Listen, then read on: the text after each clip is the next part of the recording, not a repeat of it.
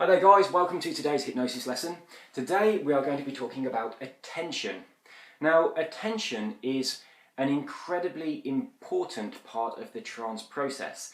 It's what you should get first before you go into the actual induction. So you want to get somebody's attention, and we're going to be looking at ways that you do that, why it's so important, and how the idea of attention almost completely changed hypnosis as we know it today. First of all, I want to take you all the way back to the 1840s. Where a guy called James Braid, who was a Scottish doctor, he was an ophthalmist, so an eye doctor, he was using what at the time was known as animal magnetism, which had been pioneered by Franz Anton Mesmer, from which we get the word mesmer. Now James Braid kind of disagreed with Mesmer's techniques, which at the time were the idea of sitting people in baths of iron filings and passing magnets over them and those kind of things. A lot of what Mesmer did was very closely related to what a lot of healers do today. But he combined psychological techniques and spiritual techniques, and that has been broken apart, and hypnosis went one way and spiritual healing went another way. Now I think these two things need to be married back together, but let's get back on track. What James Braid did is he saw psychological reasons for the phenomena that we'd come to know as animal magnetism. Before then, there was no such thing as hypnosis. Hypnosis or hypnotism was a word that James Braid introduced in around about 1842. I'm not saying that's completely accurate, but I think it's somewhere around there, around about 1842.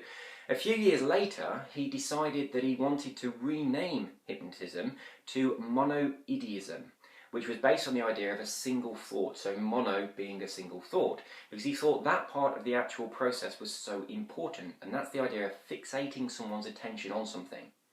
One of the things that led him to this conclusion, when he was a doctor and he had a waiting room, he had some people sitting in his waiting room, and one of them had become transfixed on the pinpoint reflections in a highly polished brass lamp that was inside his waiting room.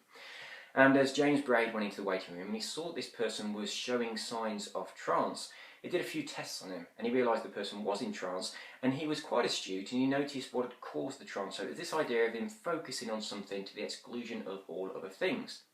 So Dr. James Braid tested this and he experimented, and he found out that a fixation of attention on a single thought or idea or a single thing was one of the things that would cause hypnosis to happen. That's when he decided to try and change the name from hypnosis to monoideism, which I'm quite glad that he didn't.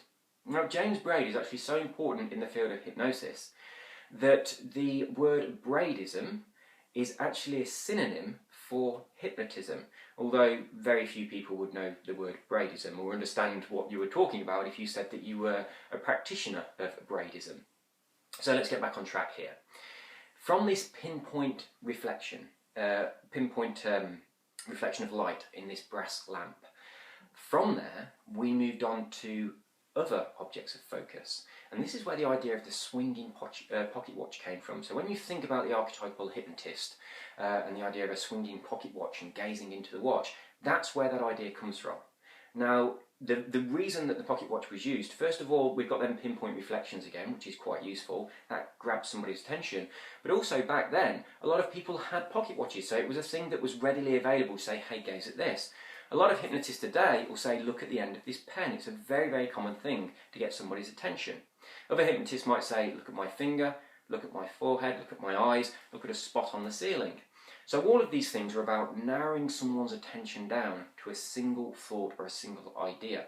Now you'll notice that throughout hypnotic inductions, this is a recurring theme.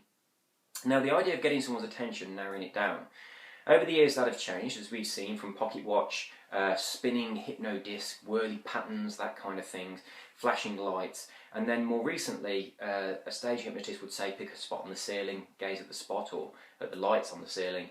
A hypnotherapist might use something similar in a clinic, and then what's tended to happen more recently is the idea of narrowing the attention down and taking it internal. So having a person close their eyes and imagine that they're looking at something, or imagine thinking about a single thing. Another thing that is very, very common is the look into my eyes. Now this is incredibly powerful for a few reasons. Firstly, when you hypnotise a person, they have preconceived ideas about how hypnosis works and what hypnosis is, and most of these are completely wrong. But you can take advantage of them. And all stage hypnotists and street hypnotists do this. So when they say look into my eyes, really all they want you to do is to narrow down your attention so you're looking just at them. And all they're doing is kind of waiting for your eyes to calm down. If your eyes are flittering around, that shows that you've got a busy mind. So active mind, active eyes. As soon as your eyes calm down, it shows that you've become relaxed and you're ready for the next stage of the induction. So that's kind of what is going on. But in the mind of the person who is being hypnotised, they're going to be thinking, this person's doing something to me.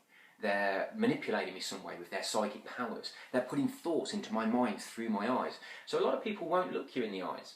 Now, years and years ago, when I first became a hypnotist, one of the things that I noticed a lot was when people asked me what I did for a living and I told them I was a hypnotist, they'd immediately look away. They wouldn't keep eye contact with me. Almost as though just by looking into my eyes I had some kind of power over them, or I could get secrets out of them, or I could make them do things. And you will notice yourself that you will find people that also do this.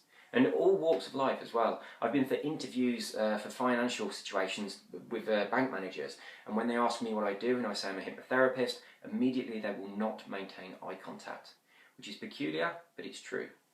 So that idea, it's all about getting someone's attention. Now also, when you say look into my eyes to a person, you can move within that person's personal space. And this really piques their attention. It's kind of like, what's going on? I need to be alert here. This person's going to do something.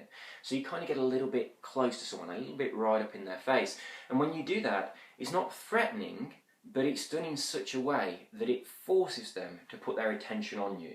So it's kind of a little trick that you can use that forces a person to be very focused on what it is that you are doing. And then all the outside world simply seems to fall away. Now, very recently, I can't remember the name of the guy, but he is a mentalist illusionist, very similar to Darren Brown. He's an Irish guy, and he's recently had a show on TV. But one of the things that he did where he's talking about, the show was all about dating and engaging someone's attention. And during the show, he did a demonstration where he showed some people trying to interact on a date, and they were quite unsuccessful. Then he had somebody turn up for a blind date, and he played the role of the other person for that date.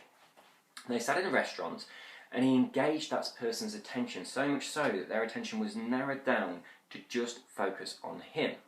While he was doing that, he had the entire restaurant completely changed from one cuisine to another. So it was a Chinese restaurant or something to start with, and then afterwards it was like an American steakhouse. He had all the decor changed, they pulled covering material off the seats, the entire restaurant changed, all the people in it, the waiters, waitresses changed. So the restaurant looked like an entirely different place. At not one moment during that did the person who was on the date with him notice the changes, until afterwards, where she was released from this fixation of attention. She saw what was going on. Now that is the level of fixation of attention that any hypnotist would be looking for in an induction. So it usually happens right at the start of the induction. Normally it's something as simple as look into my eyes, look at this swinging pocket watch, look at the end of this pen, look at the spot on the ceiling, anything at all to get someone to start looking at something and excluding other things. Now when we go into the mind and we start focusing on the idea of a single thought, you might think about the mind like a really dark attic. An attic where there are lots and lots of things. And during normal waking consciousness, it's like you've gone up into this attic and you've turned on a light and you can see all those different things. There's a lot of things to grab your attention. During hypnosis, when we have fixation of attention, it's almost like the attic is completely black. We can't see anything. But you've got a very powerful, very bright beam that is incredibly narrow. So you can focus on just one thing at a time. So when you're focusing on that one thing, you can't see any of the other things in that attic, so you don't get distracted by them. Now it is suggested that this is one of the reasons that people follow hypnotic suggestions. They are so focused on what you've told them that the idea of any conflict to that simply doesn't even get a look in. It doesn't exist. All that exists for that person is this pinpoint focus of the suggestion that you've given them. That's kind of one of the explanations to how this process works. Of course, you can get fixation of attention using lots of different ways on a person. I would suggest, depending on what you're hypnotising a person for, will dictate what you do. A pen is incredibly useful in most situations, because during hypnotherapy you'd have one with you, you're making notes during the pre-induction talk. If you're on stage, quite often the idea of getting someone to gaze up at the lights would be good, and this has the added benefit of when a person looks upwards and their eyes are upwards like this, they do naturally become tired. Now, if you're going to relax a person into trance or stick their eyes closed or anything like that, making the eyes tired is a very beneficial way of leading from fixation of attention into an eye closure, and then linking that into an eye catalepsy, which is sticking the eyes closed and then connecting that onto an induction. So these things can kind of seamlessly flow one into the other. So I just want you to think between now and the next lesson of ways that you can grab someone's attention and then engage that person and lead them towards a trance. So I think I've mentioned this one before in a previous lesson, the idea of a street hypnotist, just to get someone's attention, might just say something as simple as, excuse me, do you have the time? Or excuse me, can you give me directions to such and such? Something as simple as that. In a more formal setting, hypnotherapy, or a stage hypnosis, then you can just tell a person exactly what you want them to do.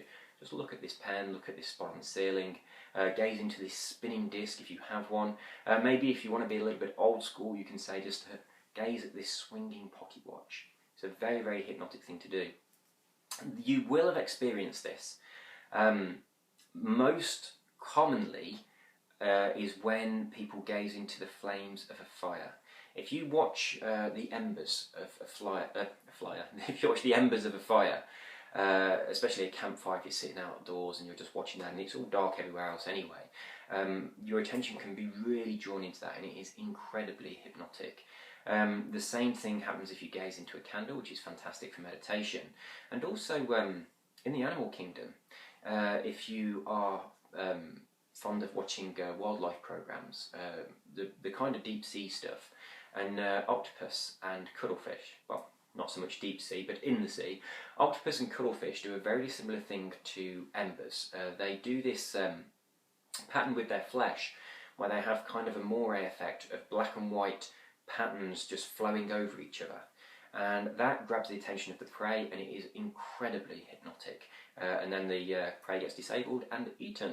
So unless you get a very, very evil hypnotist, I don't think they'll use it for that, but it's a brilliant way of leading into trance. So have a think about it.